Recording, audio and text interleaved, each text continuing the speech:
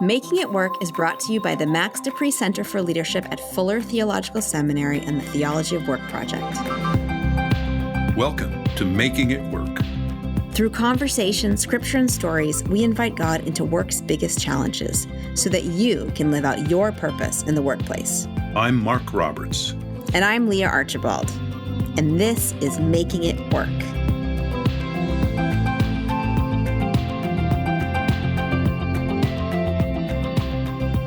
You want to think of the workplace as a level playing field where anyone with grit, determination, and an honest desire to work can succeed. But this is not always the reality, especially if you're one of the 80 million Americans with some sort of a criminal record. For these people, and for the 1 in 2 Americans who love them, the world of work can come to resemble an impossible labyrinth filled with dead ends, locked doors, and shortcuts back to prison. Once your life has been touched by incarceration, even when you're free again, you're never truly free. These are the research findings of our guest, Dr. Reuben Jonathan Miller, who is a sociologist at the University of Chicago Crown Family School of Social Work Policy and Practice. Miller's 15-year study of people leaving the prison system found that those who most want to participate in the working economy are often hampered by policies that restrict their movements, keep them from finding housing and employment, and penalize any family and friends who might help them. Dr. Miller's new book is Halfway Home: Race, Punishment, and the Afterlife of Mass Incarceration. Dr. Reuben Jonathan Miller, welcome to the Making It Work podcast. Thanks so much for having me. I'm really excited to be here with you today.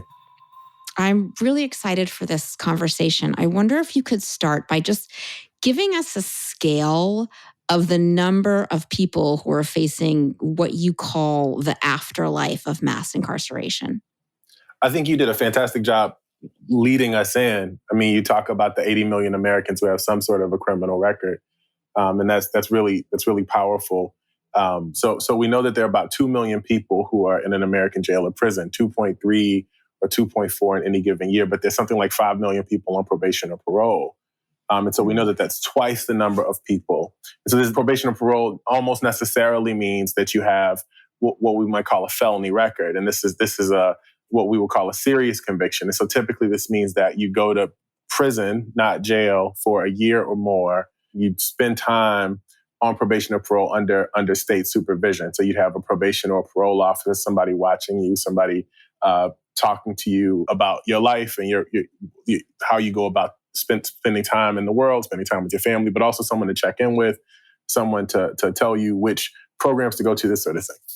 But even that number, the 5 million number, which by the way is twice the size of the U.S. jail and prison population, but gets probably half the attention, are the number of people who pass through a jail each year. And so we have to switch the unit of analysis. We've been talking more or less in what social scientists will call a point in time count, meaning on any given day, how many people are in a given institution.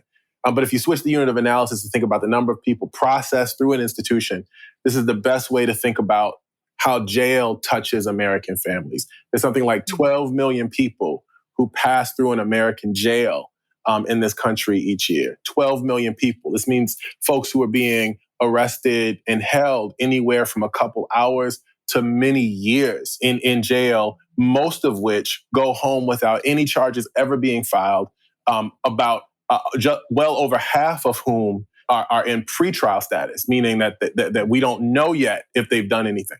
Okay, anyway, so that's the jail. But even that number, that 12 million figure, is eclipsed by the 19 million Americans we know who are alive today who live with a felony record. This is whether or not they're on probation or parole. This is whether or not they've completed their sentences. These are the number of people alive today who have it. And then, of course, that larger number, that 80 million. And so that can be folks who've been touched by the criminal justice system in any way. Whether that could be, any kind of criminal charge people have, whether or not that charge is dropped. And so that's more or less the landscape. We focused, I should say, on the 2.2, 2.3 million people who are in American prison, which is egregious. I mean, we incarcerate more people than any other country. in the history of the Western world for sure. And we're by far the world's leader in what we might call the race to incarcerate. But that number is 10 times smaller than the number of people with a felony record and much smaller than the number of people with a criminal record at all. Mm.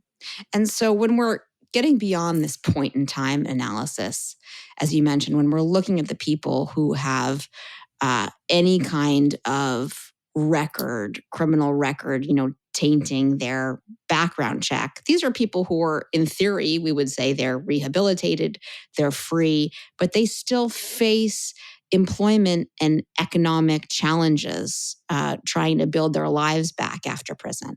I know people who've been free, or at least almost free, for decades, 20 and 30 years, and can't travel internationally because they, broke a drug law when they were 18, when we were much harder on drug laws than we are now. A good example of this is a woman in the book who I call Yvettes, who was charged with basically possession with the intent to distribute drugs. And what happened was, after being basically trafficked as a child, she meets a young undercover officer at a bar. So this is already a vulnerable woman. And she meets an undercover officer, a man she calls handsome. And she had just been trafficked. She'd just been taken across the border to Mexico to work in, strip clubs, this kind of thing. In Mexico as a child, as a 16-year-old. She's home now and she's addicted. And another handsome man, so the first handsome man trafficked her. A second handsome man who happened to be an undercover officer convinced her to deliver a package of drugs and then arrested her for delivering the package of drugs. Anyway, well, that was in the 80s when we were in the grips of the beginnings of the war on drugs, where it was the rhetoric was much higher. We didn't think that addiction shouldn't be criminalized. We're in a different place now. But it doesn't matter that we're in a different place now because our social policy is almost never retroactive.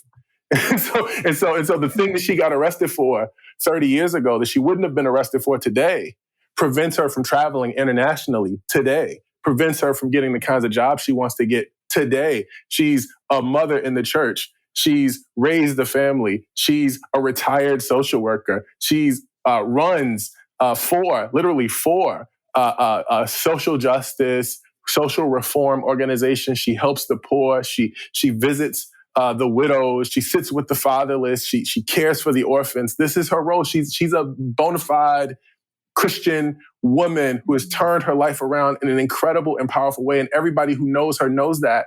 And it doesn't matter she can't get a passport. Mm-hmm. Mm-hmm. I hear the tremendous weight that these stories must put on you, as someone who is, over the course of your career, interviewed probably thousands of people coming through the prison system and coming out of the prison system.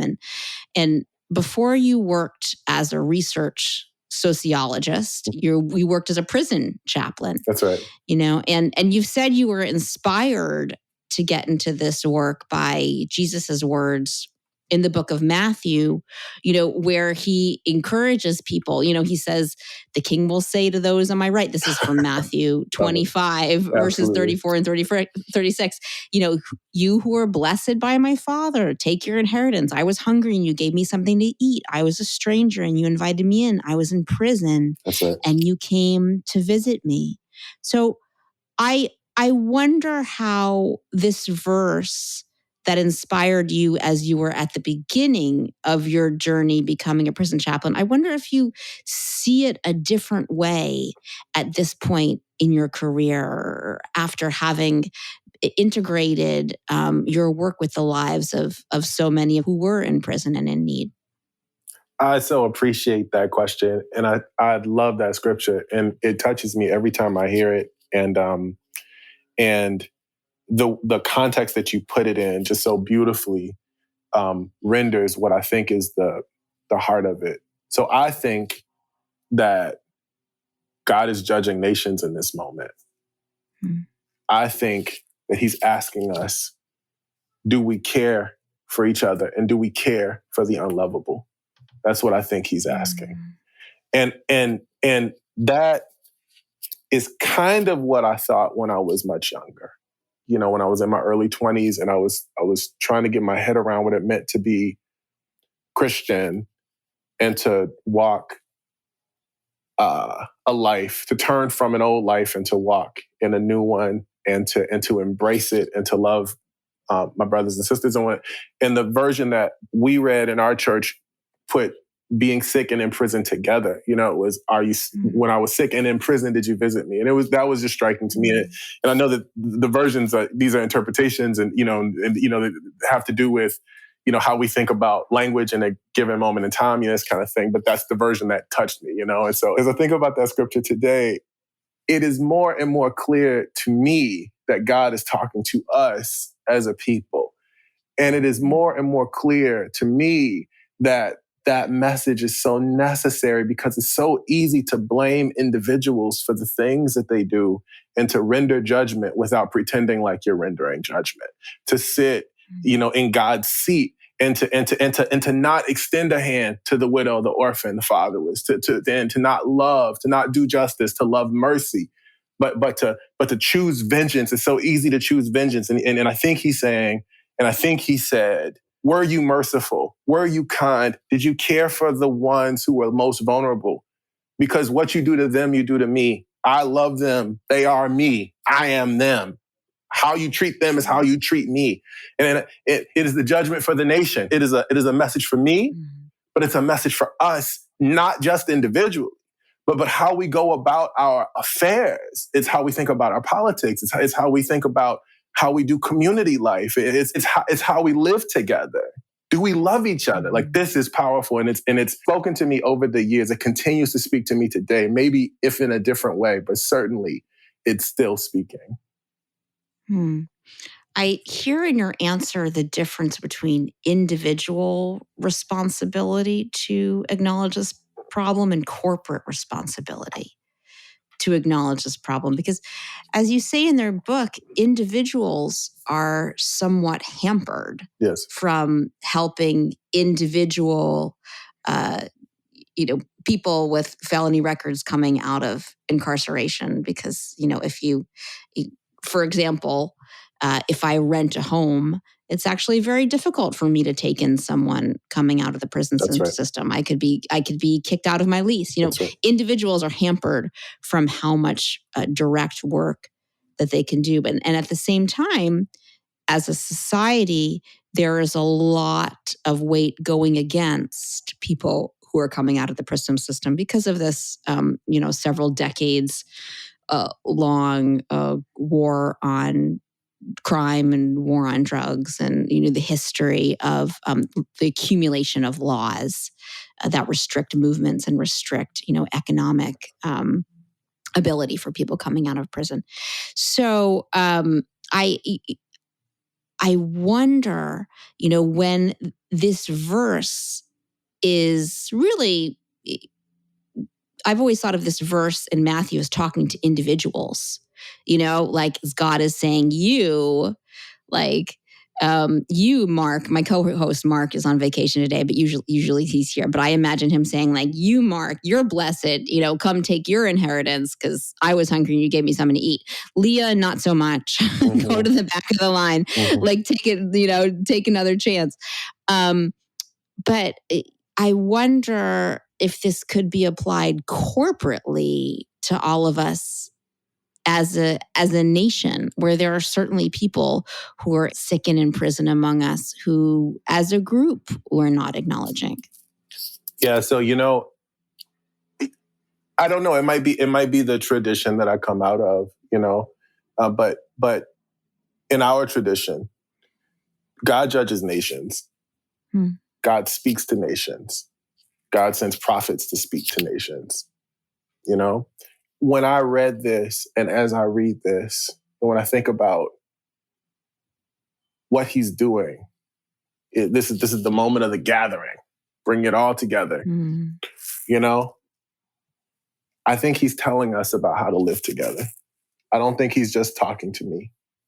And I don't think he's just talking to me because, one, because you're reading it, and two, but also two, because I can do all the work I want as an individual, and it's very important work. I can love my neighbor as deeply as I want to, and the problem doesn't go away. Mm-hmm. I also think that God is telling us to choose love. And I think that he's telling us that corporately, because I think what we've done is we've chosen judgment, and we've chosen to sit in judgment, and we've chosen to individualize crime. We've chosen to individualize problems, what we might call social problems. We've taken social problems and we dropped them at the feet of the individual. And we've said to them, we're not going to choose love. We're not going to choose mercy. And I don't think love always means mercy, but we're not going to choose love in this moment. We're not going to choose belonging in this moment. We're not going to choose togetherness and figuring out how to get through this together in this moment. We're going to choose judgment. We're going to choose punishment. We're going to choose you reap what you sow. We're going to choose you eat the fruits of that which you planted, or something like that. Like let's find all the things that have to do with judgment. And that's what's going to happen with you.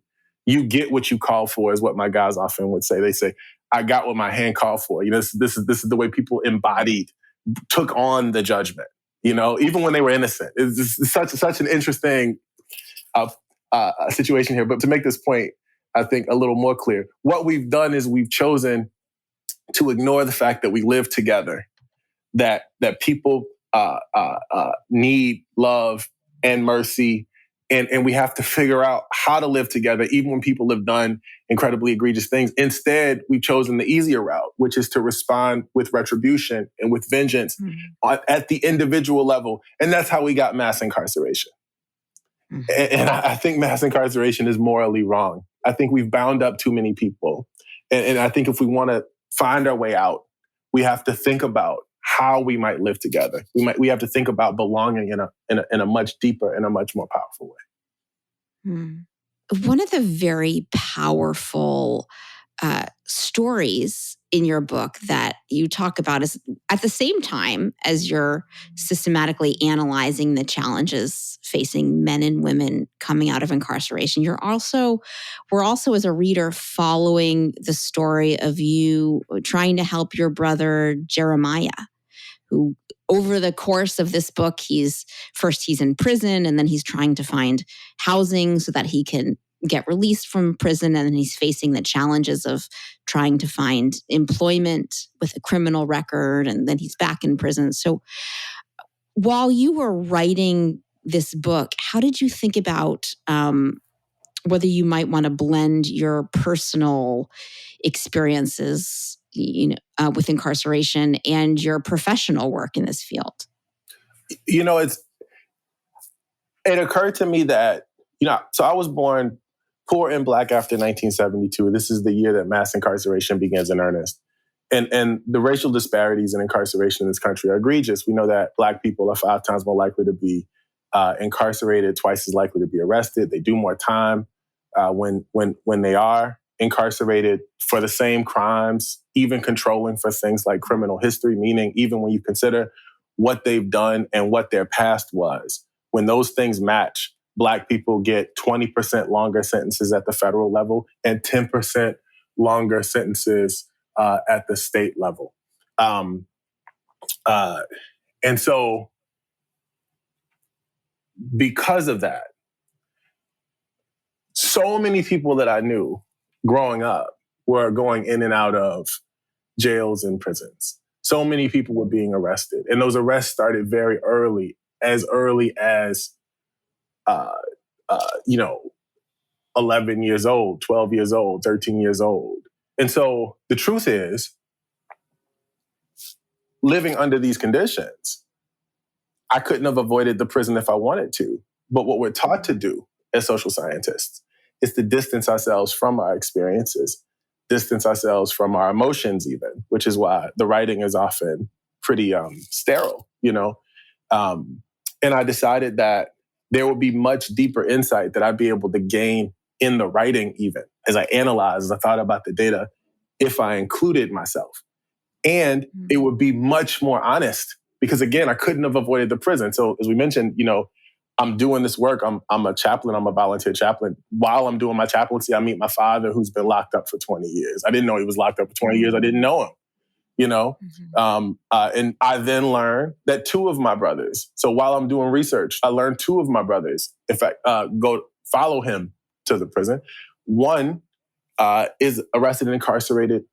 While I'm writing the book, I felt like I had to include it. I had to include it, to be honest. And I think including that part of my story allowed me to see things that perhaps I might have missed had I not.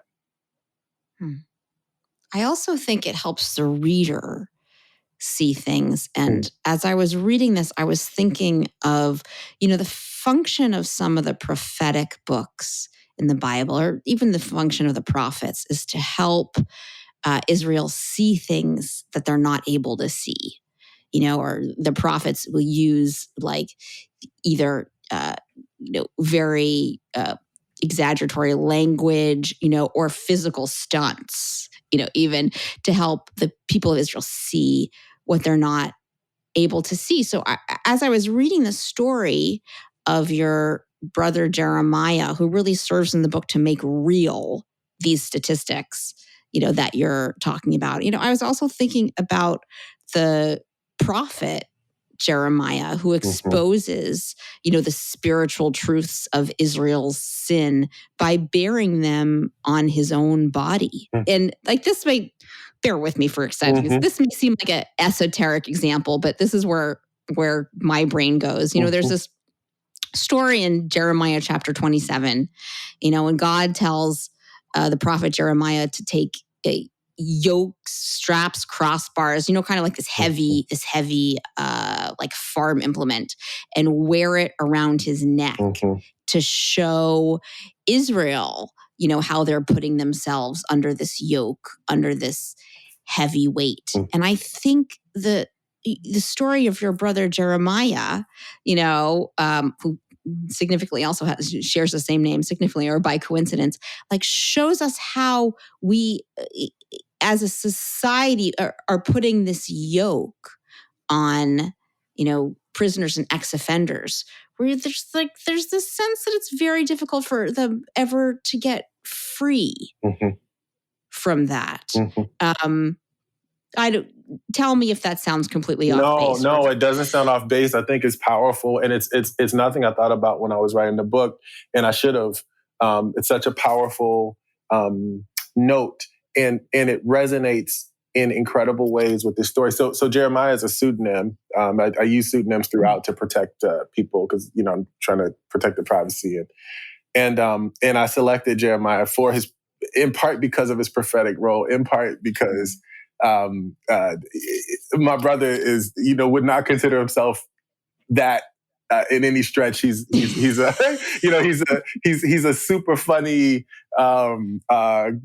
super gregarious. I always imagine Jeremiah as kind of a buzzkill, I imagine Jeremiah as a bit of a killjoy, like, Israel, what are you doing? We're like, man, we're just trying to have a party, man. We're like, But okay, having said that, so in some ways I see Jeremiah as the opposite. In other ways, this story just really, this point that you raised really resonates with it, because the place where we wear social policy, I argue, is in the body. It's in our flesh. It's on us. We carry it with us. It's in us. It's in us. And so it's in, rejection is in us. It lives within us. A social policy of no affects us psychologically, physiologically, spiritually, emotionally, certainly. I think oftentimes when we talk about spiritual stuff, we tend to focus on the psychological aspect of it. But you're bringing in embodiment, which is also physiological. What does it mean to wear the yoke? What happens to your shoulders? What happens to your back? What happens to your range of motion? Okay, so I'm rolling with you esoterically, but let's throw some public health data behind this. People leaving American jails or prisons are 11 times more likely to die for any reason within the first 2 weeks of their release than members of the general population are. My dear colleague at Vanderbilt found, using epidemiological tables predicting life expectancy, finds that for every year someone spends in an American jail or prison, they lose 2 years off of their lifetime. We know that prisons literally kill us. They literally kill you. These are things that we don't think about when we're rendering a sentence.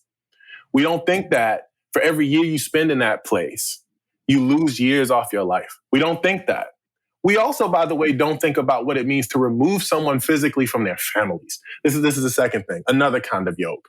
The yoke that gets passed on to the children and the cousins and the brothers and the sisters and the uncles and the aunts who are all there trying to figure out how to best support you. The role in the community that you used to play that you can no longer play because you're in a cage. Okay, beyond that, the role you can never play again because when you get out, you're met with 19,000 labor market restrictions. This is a podcast about faith and work.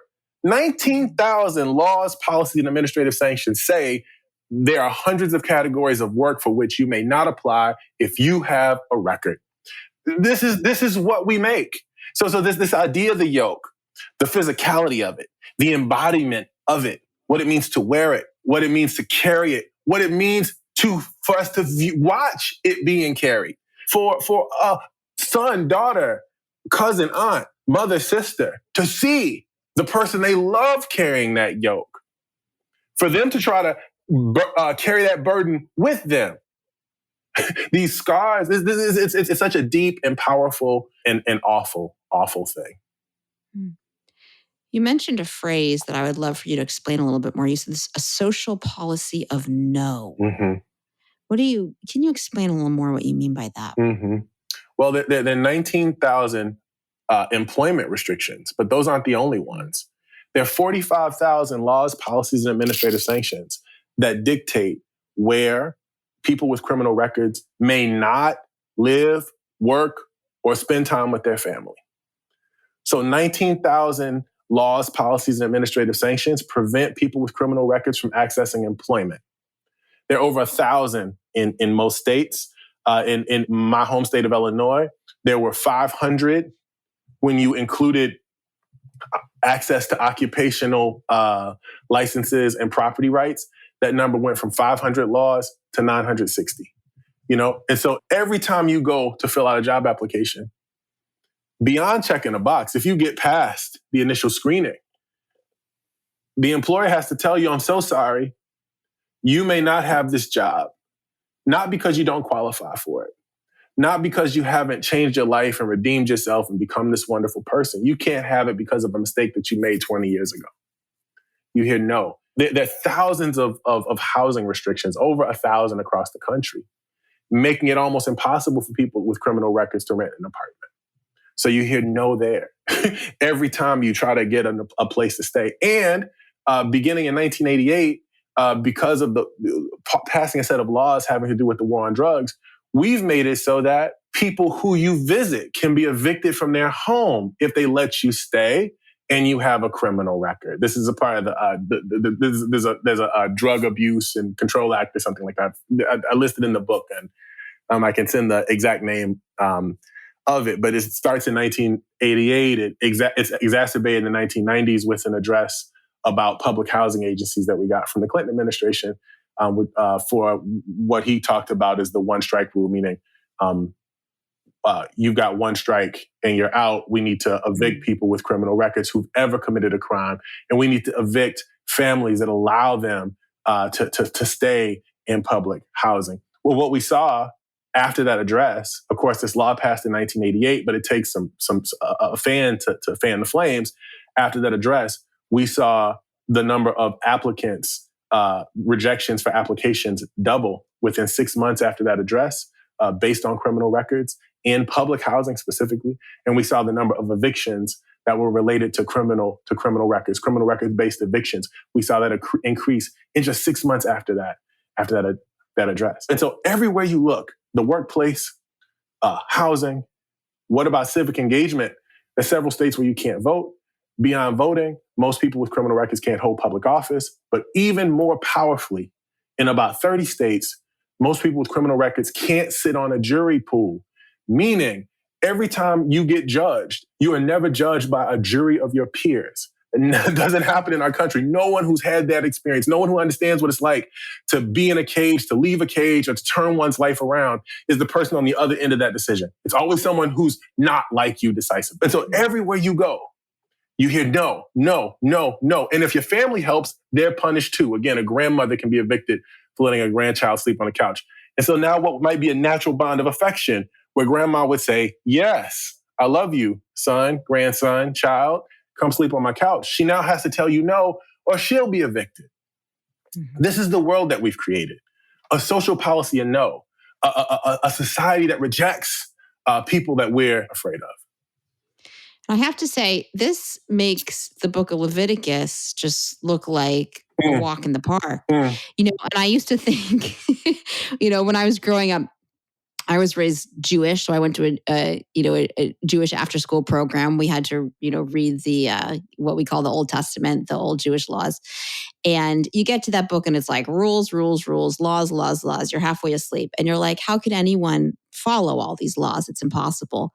Well, the total number of laws we say is 613. There's 613 commands. It's like 613 sounds like, a number I can count on my fingers compared to the number of laws that, people who are theoretically rehabilitated have to keep track of. The other thing I'm thinking of, in the ancient law of the Hebrew people is that the purity restrictions in Leviticus were not always meant to exclude people, but were meant to give people a way of coming back into the fold of the community. So you've done something wrong, or you've touched something unclean. They didn't have dial dish soap back in those days.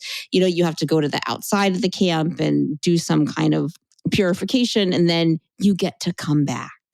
And in this social policy world of no, where you say there's no at every turn, we've taken this type of community law and kind of perverted it, where there's really no way coming back, or you can come back, but you're always kind of a second-class citizen or a non-citizen. You can never fully come back into the community, today.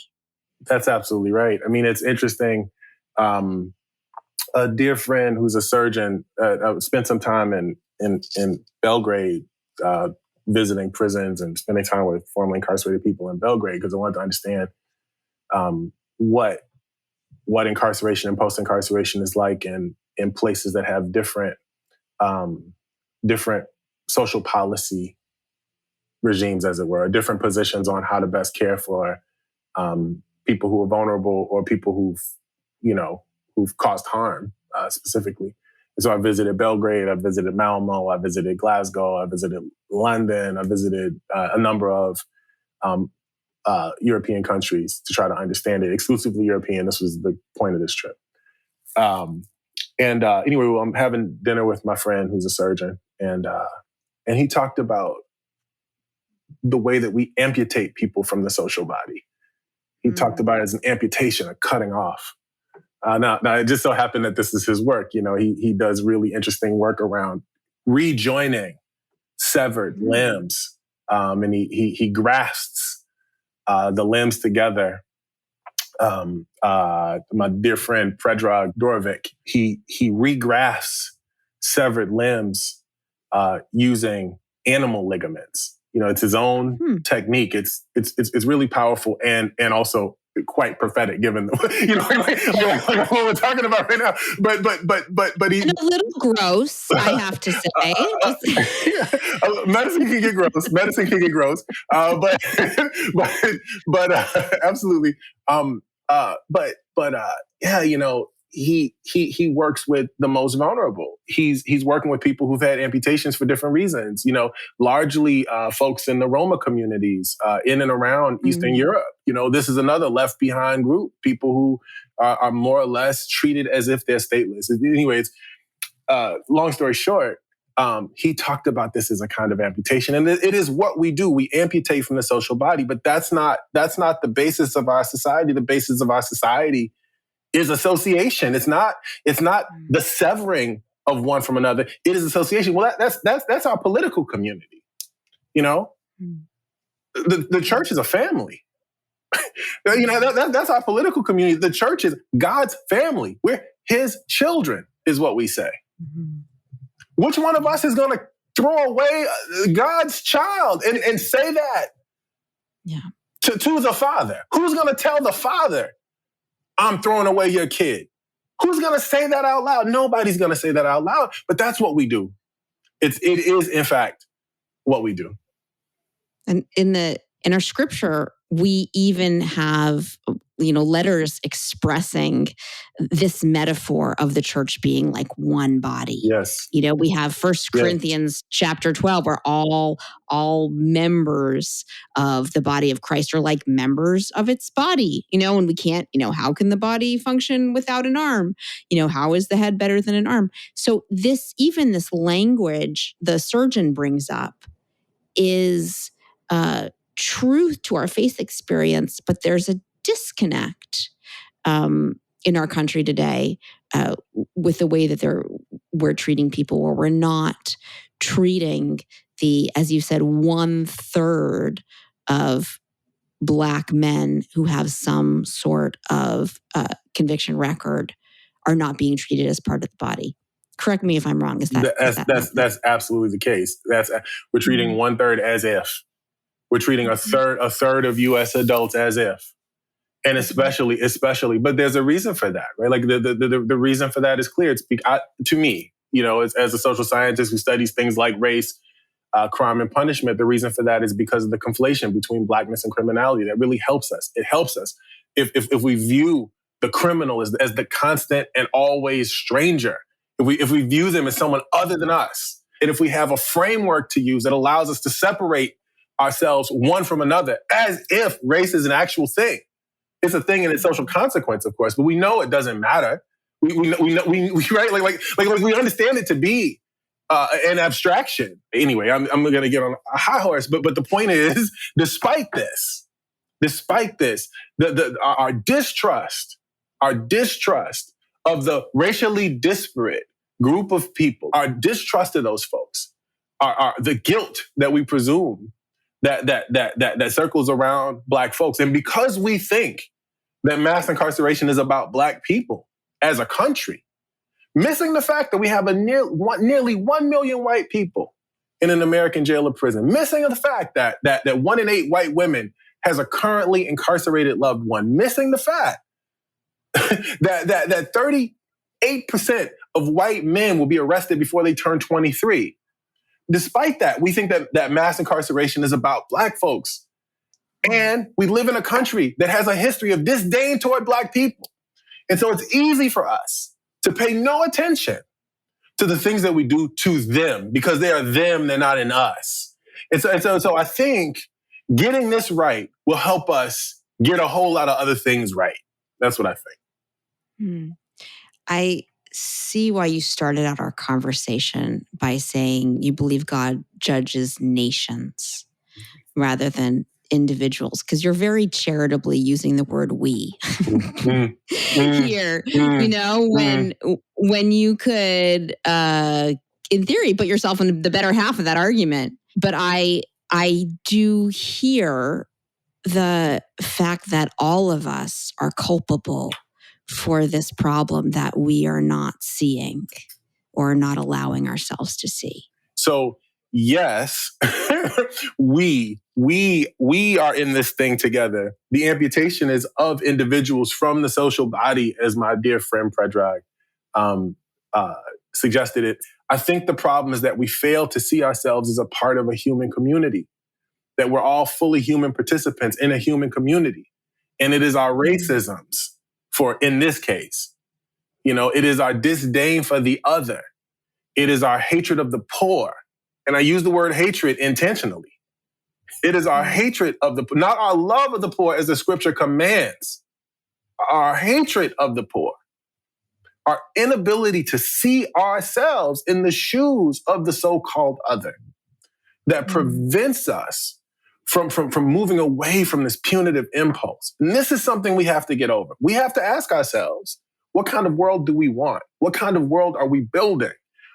Do we want a world in which people belong, even people we're afraid of, even people who've harmed us? Or do we want the world that we've built, where we've got the world's largest jail system in the country, where we've got among the worst social stratification, meaning among the worst distribution of income, among the most unequal societies in the country. Is this the world that we want, where a few people, a handful of people do very well and many millions of people don't? Is that what we want? I don't think that's what the word calls us toward. I don't think this is what our God calls us toward. I don't think this is what we're made for. I think we're supposed to love each other. And I think we're supposed to find a way for people to belong even when they've caused us harm. Dr. Reuben Jonathan Miller, thank you so much for sharing your work and sharing your faith with us today. It's really been an honor talking to you. Thank you so much. This has been wonderful. That's our show.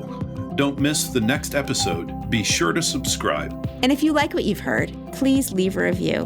We'd love to hear from you, and it helps other people find us. Thanks for listening.